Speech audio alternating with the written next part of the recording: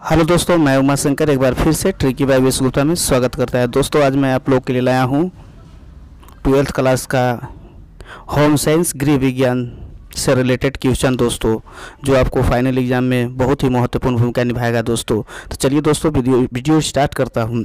हम लोग यहाँ सबसे पहले देखते हैं कि क्या पढ़ना है। सबसे पहले हम लोग देखेंगे शैशव काल के निर्वहनात्मक रोगों से बचाव, अर्थात शैशव काल अर्थात बच्चों को किस प्रकार से रोगों से बचाया जाता है उसके बारे में हम लोग पढ़ते हैं कि बच्चों को बचपन में कौन कौन सा रोग होता है, उससे क्या क्या बचाया जाता है और कौन कौन सी टीके लगाया जाता है उसके बारे में हम लोग विस्तार से जानेंगे। सबसे पहले हम लोग फर्स्ट क्वेश्चन देखते हैं। कुकर खांसी अर्थात जो कुकुर की समान खांसी करते हैं, खोखते हैं, उससे बचाव के लिए कौन सा टीका का प्रयोग किया जाता है? तो इसका आंसर नंबर बी हो जाएगा। डीटीपी का टीका लगाकर बच्चों को कुकर खांसी से बचाया जाता है। क्वेश्चन नंबर नेक्स्ट है, क्षय रोग फैलने का माध्यम क्या है? क्षय रोग किससे फैलता है?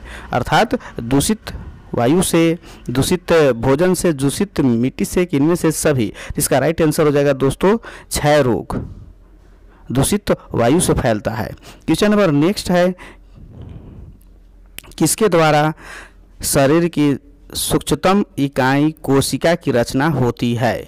इसका राइट आंसर हो जाएगा प्रोटीन से। प्रोटीन से सूक्ष्मतम कोशिका की रचना होती है। क्वेश्चन नंबर नेक्स्ट है, निम्नलिखित में से कौन विशिष्ट बालकों का प्रसार नहीं है? जिसका राइट आंसर हो जाएगा आर्थिक अक्षमता। आर्थिक अक्षमता विशिष्ट बालकों का प्रकार नहीं है। क्वेश्चन नंबर नेक्स्ट देखते हैं, कौन सा रोग वायु द्वारा नहीं फैलता है? कौन सा रोग वायु द्वारा नहीं फैलता है? तो दोस्तों तो इसका हो जाएगा खसरा।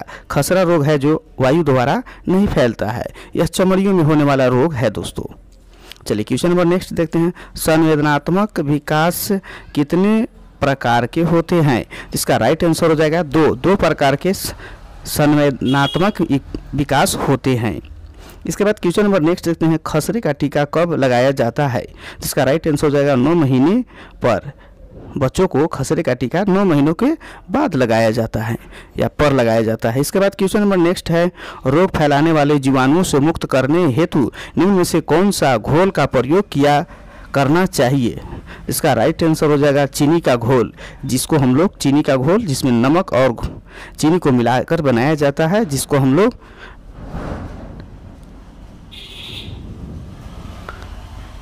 चीनी का घोल कहते हैं। इसके बाद क्वेश्चन नंबर नेक्स्ट देखते हैं, डीटीपी का पहला टीका कब लगता है?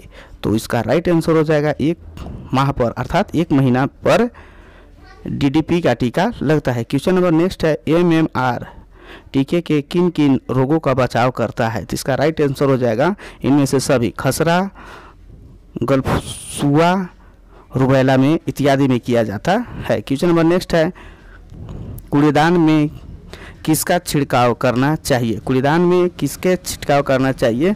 डीटीपी का छिड़काव करना चाहिए। क्वेश्चन नंबर नेक्स्ट है, मानसिक न्यूनता कितने प्रकार की होती है? इसका राइट आंसर हो जाएगा सी, ऑप्शन नंबर सी, 3 प्रकार का। क्वेश्चन नंबर नेक्स्ट है, संक्रामिक रोग से तात्पर्य क्या है? संक्रमित रोग अर्थात एक दूसरे से फैलने वाले रोग को संक्रामिक रोग कहते हैं। तो इसका राइट आंसर हो जाएगा सी। क्वेश्चन नंबर नेक्स्ट है, विटामिन सी की कमी से कौन सी बीमारी होती है? तो इसका राइट आंसर हो जाएगा इसकवी, option number B, vitamin C की कमी के कारण होती है। क्वेश्चन नंबर नेक्स्ट है, ऊर्जा प्राप्ति का मुख्य स्रोत क्या है?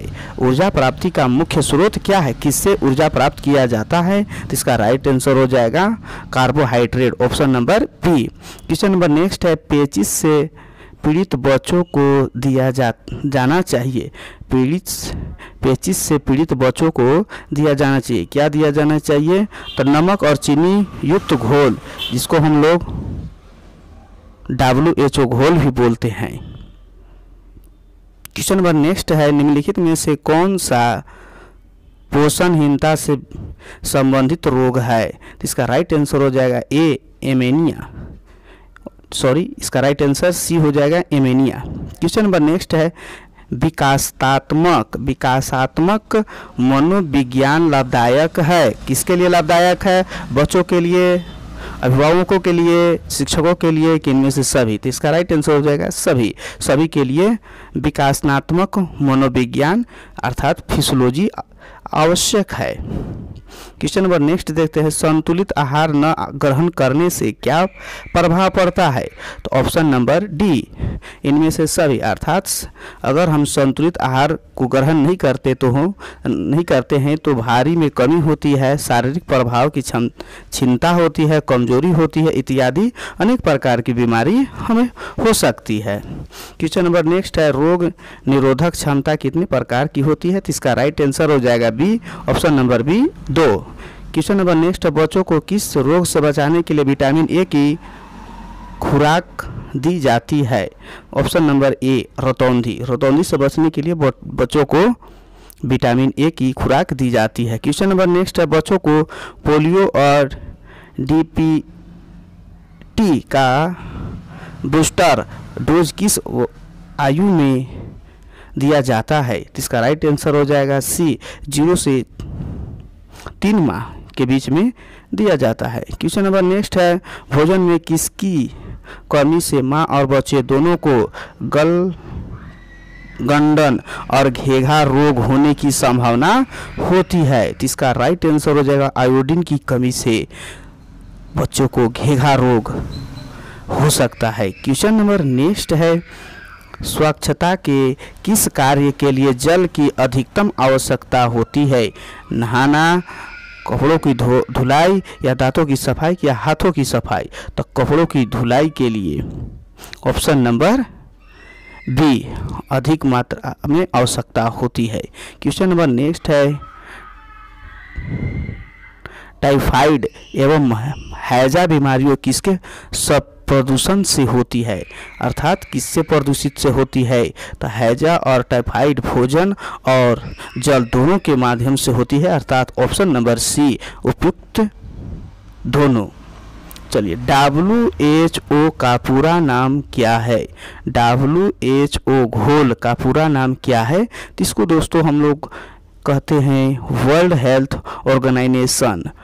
Option number A, World Health Organization कहते हैं दोस्तों। क्वेश्चन नंबर नेक्स्ट है, स्त्री के प्रथम दूधस्राव को क्या कहते हैं? तो इसका राइट आंसर हो जाएगा दोस्तों colostrum. Right answer B, colostrum. तो दोस्तों यह वीडियो आपको अच्छा लगा होगा तो लाइक करना तथा सब्सक्राइब करना नहीं भूलेंगे। और हाँ, और यह मेरे चैनल को सब्सक्राइब तथा लाइक करना नहीं भूलेंगे और अपने दोस्तों में भी शेयर करना नहीं भूलेंगे।